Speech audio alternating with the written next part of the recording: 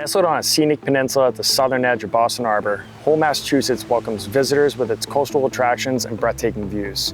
This charming town offers a peaceful escape from the hustle and bustle of city life. At the heart of Hull lies Nantasket Beach, a breathtaking stretch of sandy coastline and stunning ocean views that attract beachgoers year-round. With its prime location along the shores of Boston Harbor, Hull offers a boater's paradise for a day out in the water. This town boasts a vibrant restaurant scene that serves up the freshest catch while embracing what coastal living has to offer. Hull conveys this coastal charm through its stunning architecture that seamlessly blends with its breathtaking surroundings.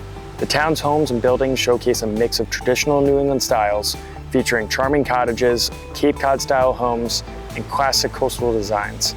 In our latest renovation project, we carefully incorporate local architecture and coastal design elements while choosing the perfect exterior siding for the home. Today we're installing CertainTeed Cedar Impressions Individual 5-inch Sawmill Shingles in the Driftwood Blend. What I love most about this product is that it looks like real cedar, making it a great alternative to real cedar siding. Its patent-pending design replicates the beauty and authentic appearance of real cedar with the performance and low maintenance of polymer siding. CertainTeed has designed a siding product that replicates the aging process of natural cedar, which is a very popular design choice here in the New England markets. Its true texture finish is designed and tested to withstand hurricane-force winds, making it the best option for siding here along the coastline in Hull, Massachusetts. This product is made of injected, molded, durable polymer that carries the color through and through, opposed to other engineered siding products that are only surface painted, making it virtually maintenance-free and never needs painting. One of the great features about this product is the ease of installation. When installing this product, we want to make sure that we have a strong and smooth subsurface such as a plywood or OSB beneath. It's important to install a weather-resistant barrier on top of the sheathing before we start our install to create a protective envelope against moisture and air infiltration into the wall cavities. There's a variety of colors from solids to natural blends to choose from, each coming with 7 different shingle widths ranging from 4 to 8 inches. With the Driftwood Blend, we have a combination of light, medium, and dark shingles that we're installing today.